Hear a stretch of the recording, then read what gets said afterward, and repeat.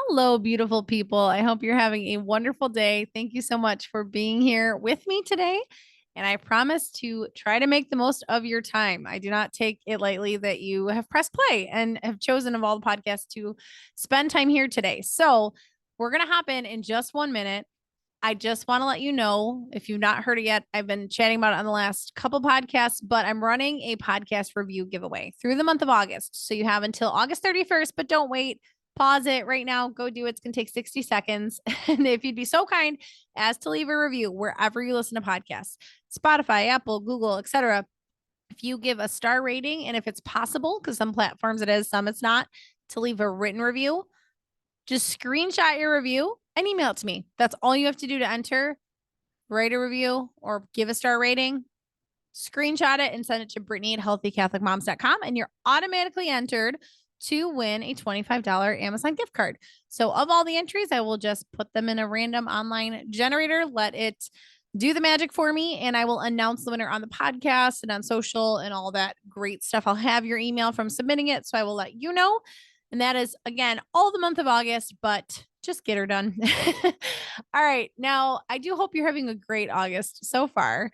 And today we're going to talk about how to use tracking macros and eating intuitively for fat loss.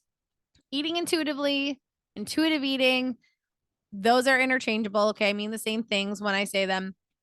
And we're going to talk about it for fat loss and for maintenance. So, if you've been around here a while, or if you've done an 8-week program with me, that's the beginner program where I teach you how to track macros, all that good stuff, or you've worked with me one-on-one, or you've just been listening a while, hopefully you've gotten the gist that what I like for, I don't know, fat loss, maintenance, pretty much all nutritional needs is, and muscle building and whatnot as well, is to start with tracking macros. I think that's a wonderful place to start. And then back off and ease off into intuitive eating or eating intuitively. So that's kind of, think of it just like a horizontal line with a little arrow going to the right. That is the progression I see, is start with tracking, lead to intuitive eating. Now, there's differing opinions on this, of course. And there's a book, Intuitive Eating, that I really love. And I just actually recommended to a client the other day. But the difference, I mentioned this when we were chatting, was like, I recommend you eating it because I like a lot of the principles. However, where I differ with the authors is they kind of came from the world of seeing so many people stuck in calorie counting and craziness that they just want to get people to be able to eat according to their bodies and not have to do that, not be a slave to it. I totally get that in the spirit of it. And that's where I want you to end up. For me, seeing clients have no idea what they were taking in, it's very hard to tell someone who's eating a lot of processed foods or very low protein or whatever, their diet's kind of all over the place, to just listen to their body, because their body has no idea. Like, cravings are very real. We can train our bodies to have cravings for things. I notice it even if I'm having a higher processed protein bar regularly, like I will crave it, or because I'm having that, I will crave other things that I don't usually crave, other sweets and treats and whatnot, because I'm having that. So I think it's very difficult to start with intuitive eating. And that's my big disclaimer. In the 8-week challenge, too, I always say that with my ladies, like, we're going to start out trying to track here week 1 and 2. If you get through week 2 and you just have no idea, like, it's stressing you out, not you have no idea what you're doing, because we can work with that, but it's stressing you out and it makes you want to throw your phone across the room, and you are not going to clean up any of your diet because that is your barrier to entry. Like, you just cannot track. You will not track, really, because anyone can. Okay. But you just will not at this point. Then we'll work with that, and I'll try to go a visual route with you instead, like looking at your plate and filling it up, because I get that it can be stressful to do in the beginning. But the ideal, in my opinion, is to get that true data to start things off and then back off into intuitive eating. And I hope that's encouraging and motivating, because I truly, this was like my exact journey. I started out with just quote unquote eating healthy. And it was actually, I felt a lot more restricted. I felt like I was always eating the healthier stuff, picking the low calorie options, saying no to this and that. But my body composition was not great. My body fat was pretty high. When I fell into and learned about tracking macros, that's when my body totally changed. Like, my physique changed. I dropped a lot of body fat. but I felt like I could eat more than I did before. I was just figuring out the right balance for my body.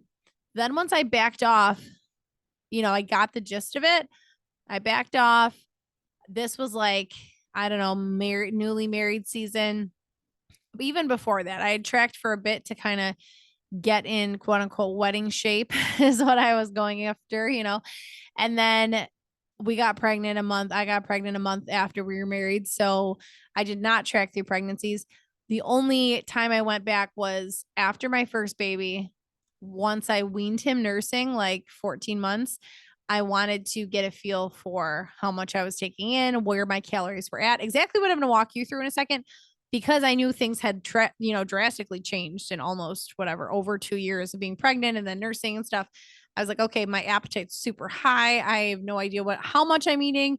If I'm eating the right things, I need to check back in. That is the last time I tracked. My oldest son is 6 and he was 14 months. So to this point, through other pregnancies, other postpartum periods, I have been able to eat intuitively and never had to go back to tracking. So I hope that encourages you where you're like, oh, this is frustrating. I don't really want to do that. Like it feels kind of obsessive or whatever. The idea is it's a tool for a short amount of time that you can back off. And then I have had clients who really love tracking, who did a challenge with me like 2 years ago, loved the freedom yet control it gave them to see, oh my gosh, I can fit snacks in, I can enjoy treats, like, and see it actually fit and know I'm within the confines of what I need to be. And I'm not going to gain fat from this and whatnot. And they've just stuck with it as a lifestyle, like plugging in a budget in an Excel spreadsheet. Like they just like seeing that it all matches up and lines up and fits. So, to walk you through this journey in a very short time, I do want to say this is exactly what we do in the 8-week program. So, that'll be coming up in September. I don't have the date. We're actually right in front of me. I think it's September 19th, mid September, where I wanted to lay it a little bit from the start of school around here. So we'll all kind of ease in. It'll be after Labor Day for sure. You can email me if you want to already, you already want to get on the waiting list, or you can do that on my website. And this is where I really hold your hand and teach you all of this, but more to come on that later. This is the Cliff Notes version if you want to get started for yourself now or want to try to just do it on your own in general. So number one is to start with an awareness of what you are taking in. How do you do that? You don't just say, I think I'm eating this. I think I'm, even if I ask clients sometimes for like on a coaching call, I'll be like, can you just tell me what a typical day of eating is like for you? That's going to vary so much day to day. And probably you're going to come up with like an ideal day. Like, well, I start with a nice egg white omelet and then I have Ezekiel toast and da da da. And sometimes it's just not like that. So we need to see how many calories you're taking in over a period of time. This is also really important because if you just track for a day or 2 days and you send that to somebody, say I was trying to calculate your macros, you sent me 2 days of eating, that's not a full picture of your calorie intake for the week. Some people do 1,200 calorie day, an 1,100 calorie day, then a 2,300 calorie day. And it's all over the map, especially if you're logging for somebody else's eyes. We tend to eat lower calorie, which is not necessarily good. Those two numbers I just threw out, 1,100, 1,200. I don't want to see that on anybody's logs. I want people eating more than that anyway. That's kind of another step on this, but you have to start knowing with what the heck is going on, how many carbs, fat, and protein in general you're usually averaging. So what I have my clients start with is just logging in MyFitnessPal, just putting it on in. I just had a coaching call yesterday and she's going to kind of start this. She's done the 8-week program, but it was a while ago. So she's in the Chasing Greatness group now monthly. And we just kind of need to rehash and fine tune nutrition. So this is exactly what her task is for this coming week, is to just start logging so we can get that average of food. So exactly what I would tell you, like you can totally do this. Okay. Number one, just do that. Download. I use the free MyFitnessPal. There's other apps too, but I use that. Log everything you eat. Don't hold back. Don't try to hit any targets. Even if you just signed up for it and it'll say, put in your height, put in your weight. Oh, look, Brittany, what are you talking about? It gave me targets right here. Don't follow their targets. They're not good. Like it already sets you at 50% carbs, which I don't already love. So just eat to hunger, get like a week of data. Okay. That's what I usually recommend. Now, number two, from there, you are going to determine what your overall calorie needs are and what your individual macro targets are. This is the tricky part that's easy for somebody like me who has done this for 10 years to look at your food logs, to see the averages, to set you good targets. And I'm obviously working within parameters. I'm not just going to cater to everything you just already ate because that got you the results you already have. But I can see, okay, we need at least this much protein, but she tends a little more toward fat than carbs. So we're going to give her a little more fat. We'll take away some carb, et cetera. It's a lot to explain right now. I think I have an episode on this, something about how to set your own macro targets. But here's the big but. I have a PDF for you that's going to make it really clear, really simple. It's not going to take you long to read and walk through, but it's really thorough, totally free. So just go grab that. It's on my website. Right on the homepage is a free download, but it's also in the link tree in my Instagram bio. I think it's also like the first or second thing. So just grab your free download there, and that will get you set with what your targets should look like. So 1 and 2 are already covered. 1, you're just logging. Number 2, you're going to actually try to make something of that data and put it into targets. Now, in that PDF, I go over how you move on from there, like what actually hitting your targets looks like, how to go about that, best tips for that. Like I like to set with my meal that's already kind of quote unquote set in stone, which for me is dinner. If I know we're doing tacos for dinner, then I can play with the rest. Like, okay, then if I'm doing tacos and I'm going to have guac, then I'm going to have to go lower fat at lunch, and I maybe won't put feta cheese on my salad, yada, yada. All of that's in the PDF. Okay. So because I got to get you through this whole vision, right? Of starting with tracking, moving to intuitive eating. So we're kind of skipping steps, but say you've been tracking now, right? Step 3 is give it at least a month of hitting those targets, not a month of trying to hit the targets, a month of actually hitting them. We're assuming that you've found the right targets. You've already done all the steps to know that you know that it's working for you, that you're in a calorie deficit if you're trying to lose fat. So give it a month. Okay. Get used to it. Most of us, some clients can expedite this process and do it in like 2 weeks if you eat super similarly. However, a lot of us, like there's going to be some variance in a month that it's nice to have these different combinations in your back pocket. Like, oh, if I eat chicken parm and pasta for dinner, I know I'm going to need to not do as many carbs at breakfast or lunch. So I'm going to have to do a salad, not a wrap. Like you just get more experience logging and seeing what food consists of. You see, 3 ounces of chicken breast is about 30 grams of protein. So if I almost always do some kind of chicken for lunch, like buffalo chicken salad, I recently did an episode on my favorite wrap and salad combinations, any of those things. I know the average is going to be like 400 to 500 calories. It's going to have roughly 40 grams of protein. Like you get really good at ballparking things pretty quickly, but I would say at least a month. So give it a month of trying to actually hit those targets and actually hitting them. Now, step 4, if you do eat similarly and you've gotten the gist of things, you can move to eating intuitively. What is that? What is eating intuitively? I think I have another whole episode dedicated to just how to eat intuitively or something like that, or intuitive eating, do's and don'ts. But eating intuitively is literally just eating exactly according to those macros without logging. Like you have figured out the right balance for you. You've figured out I need 120 grams of protein. I need about 140 grams of carb, and I need about 60 grams of fat. I just made those up, and everybody's different. So don't just write those down and try to do those. Okay. And you now know all these different combinations of like, oh, yep. Like it gets to the point where I know like I can't also have peanut butter in my smoothie on the same day as I'm going to have guac, as the same day as I'm going to have cheese on my pizza or whatever. Like it's going to put me over in fat. So that habit and that little time that you put in, like if you look at that over the scheme of things, if it takes you a month, I'm telling you, I told you that I logged before. I logged again for maybe a month when I was after my first son, maybe 2 months of logging for my whole life.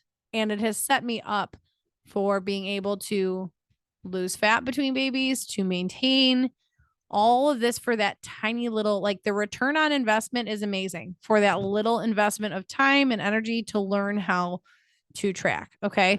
And a lot of people, this is not a shameless plug. It is, but it isn't. I know a lot of people do need the hand holding. So like, yes, I have this PDF to get you started. Yes, I'm telling you these exact steps. where the faulty part comes in a lot is a lot of hiccups come with trying to do this on your own. Like, hey, how do you best estimate this? Hey, what do I do when I'm going to a friend's house? Like, hey, and that is where the 8-week program really is helpful for people in setting that foundation. Like, again, return on investment. Like, you do that once and you're set, honestly, for life. In a lot of cases, there's ladies who I've talked to years later who are like, oh my gosh, I learned what to do in the program and then I can just live my life and I don't have to track anymore, but I know what I'm doing. And, now you can move forward. So that's step 5, is to move forward and use tracking as a tool for when you need to, quote unquote, get back on track or buckle back down, or after a life change like pregnancy or breastfeeding. And that's all great and fine. That's what a lot of ladies do, is like they've learned it, they get where they want to get, they're eating intuitively, and then it's the end of summer or you're coming home from vacation or different things, and you want to kind of check back in. There's also, like, if you vary your eating drastically season to season, that's a good time, because maybe you're going to learn how to do this in the summer right now if you're listening to it and you're eating a lot of salads or lighter foods, but then in the winter you tend to eat more risottos and soups and you don't know how to ballpark that. That is a good time to check back in, use your tool, and then be able to go back to eating intuitively and just going with it. But it's not, eating intuitively is not just whatever. It's not listening to your body. If my body wants a candy bar, my body gets a candy bar. It is eating according to your body's needs, but you just know how to do it. Like, think about it like intuition. Like, you intuitively know what to do. Okay.